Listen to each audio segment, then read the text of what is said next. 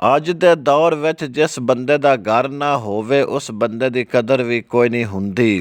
ਇਵੇਂ ਹੀ ਗੱਲ ਜਲਾਲਪੁਰ ਭੱਟੀਆਂ ਦੇ ਸਾਫੀਆਂ ਦੀ ਆਈ। ਕਦੀ ਕਿਸੇ ਦੇ ਬੂਹੇ ਤੇ ਕਦੀ ਕਿਸੇ ਦੇ ਚੁਬਾਰੇ ਤੇ ਜਾ ਕੇ ਸਹਾਫਤੀ ਖਿਦਮਤ ਸਰ ਅੰਜਾਮ ਦਿੰਦੇ ਰਹੇ। ਅੱਜ ਦੇ ਦੌਰ ਵਿੱਚ ਸਹਾਫਤ ਕਰਨਾ ਏਡੀ ਆਸਾਨ ਨਹੀਂ ਹੁੰਦੀ ਜੇ ਬੰਦੇ ਦਾ ਆਪਣਾ ਘਰ ਨਾ ਹੋਵੇ। ਅੱਜ ਅਲਹਮਦੁਲਿਲਾ ਜਲਾਲਪੁਰ ਭੱਟੀਆਂ ਦੇ ਸਹਾਫੀ ਬਰਾਦਰੀ ਨੂੰ ਰਹਿਣ ਵਾਸਤੇ ਘਰ ਦਾ ਬੰਦੋਬਸਤ ਹੋ ਗਿਆ ਹੈ।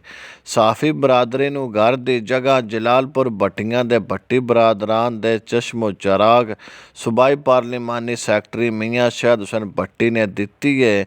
ਨਾਲੇ ਉਹਨਾਂ ਨੂੰ ਇਹ ਵਾਅਦਾ ਵੀ ਕੀਤਾ ਕਿ ਸਹਾਫੀਆਂ ਦੇ ਘਰ ਬਣਵਾ ਕੇ ਵੀ ਦਿਆਂਗੇ। ਸਹਾਫੀਆਂ ਵਾਸਤੇ ਜਗ੍ਹਾ ਦੇਣ ਦਾ ਬਾਕਾਇਦਾ ਤੌਰ 'ਤੇ ਇੱਕ ਤਕਰੀਬ ਦਾ ਪ੍ਰੋਗਰਾਮ ਮੁਨੱਕਦ ਕੀਤਾ ਗਿਆ ਹੈ।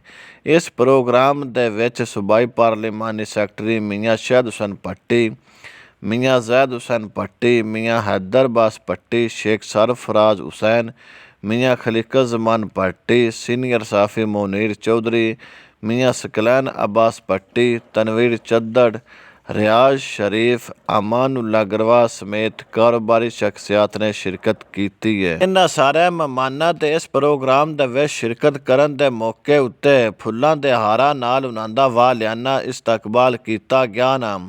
ਉਸ ਪ੍ਰੋਗਰਾਮ ਦਾ ਆਗਾਜ਼ ਤਲਾਵਤ ਕਲਾਮੇ ਪਾਕ ਤੋਂ ਕੀਤਾ ਗਿਆ ਹੈ। ਤਲਾਵਤ ਕਲਾਮੇ ਪਾਕ हामद रबानी कांजू सियालवी ने की है। नात रसूल मकबूल मोहम्मद उस्मान कादरी ने फरमाई है।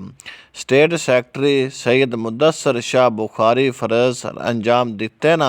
इस तकरीब दे विच सीनियर साफ़ी मुहम्मद मुनीर तमस्सम आसम अली ने मुख्तसर मेहमानां नाल गलबात भी की ना। सीनियर साफ़ी काजी कमर ने जिन्हां ने इस नवें जनाब प्रेस क्लब के अहुदेदारां दा नां अनाउंसमेंट किया है। ਬਾਅਦ ਵਿੱਚ ਅਵਾਮੀ ਲੀਡਰ ਮੀਆਂ हैदर अब्बास ਭੱਟੀ ਨੇ ਸਾਫੀਆਂ ਨਾਲ ਗੱਲਬਾਤ ਵੀ ਕੀਤੀ ਨਾ। ਇਸ ਮੌਕੇ ਉੱਤੇ ਸੂਬਾਈ ਪਾਰਲੀਮਾਨੀ ਸੈਕਟਰੀ ਮੀਆਂ ਸ਼ਾਹਿਦ ਹੁਸੈਨ ਭੱਟੀ ਨੇ ਜਨਾਬ ਪ੍ਰੈਸ ਕਲੱਬ ਵਾਸਤੇ ਜਗ੍ਹਾ ਦੇਣ ਦਾ ਐਲਾਨ ਕੀਤਾ ਨਾ। ਉਸ ਤਕਰੀਬ ਦੇ ਐਂਡ ਉੱਤੇ ਜਿੱਥੇ ਜਨਾਬ ਪ੍ਰੈਸ ਕਲੱਬ ਬਣਨਾ ਸੀ ਉਸ ਜਗ੍ਹਾ ਦਾ ਬਾਕਾਇਦਾ ਤੌਰ 'ਤੇ ਫੀਤਾ ਲਾ ਕੇ ਮੁੜ ਕੈਂਚੀ ਨਾਲ ਉਸ ਫੀਤੇ ਨੂੰ ਕੱਟ ਕੇ ਇਫਤਤਾਹ ਕੀਤਾ ਨਾ। ਫੀਤਾ ਕੱਟਣ ਤੋਂ ਬਾਅਦ ਦੁਆ ਖੈਰ ਵੀ ਕੀਤੀ ਨਾ। ਉਸ ਤਕਰੀਬ ਦੇ ਆਖਰ ਉੱਤੇ ਸਾਰੇ ਮਹਿਮਾਨਾਂ ਵਾਸਤੇ ਚਾਹ ਪਾਣੀ ਦਾ ਵੀ ਪ੍ਰੋਗਰਾਮ ਕੀਤਾ ਗਿਆ ਸੀ। ਜਨਾਬ ਪ੍ਰੈਸ ਕਲੱਬ ਜਿਹੜੀ ਜਗ੍ਹਾ 'ਤੇ ਉਹ ਵਾਈਟ ਪਰਲ ਚੌਂਕ ਜਲਾਲਪੁਰ ਭੱਟੀਆਂ ਪਿੰਡੀ ਭੱਟੀਆਂ ਰੋਡ 'ਤੇ ਮੀਆਂ ਸ਼ਾਹਿਦ ਹੁਸੈਨ ਭੱਟੀ ਦੀ ਕੋਠੀ ਦੇ ਨਾਲ ਹੈ। ਅਸੀਂ ਸਾਰੇ ਸਾਫੀ ਬਰਾਦਰੀ ਭੱਟੀ ਬਰਾਦਰਾਨ ਦਾ ਸ਼ੁਕਰੀਆ ਅਦਾ ਕਰਨੇ ਹਾਂ ਜਿਨ੍ਹਾਂ ਸਾਫੀਆਂ ਵਾਸਤੇ ਜਨਾਬ ਪ੍ਰੈਸ ਕਲੱਬ ਬਣਾ ਕੇ ਦੇਣ ਦਾ ਵਾਅਦਾ ਕੀਤਾ ਨਾ।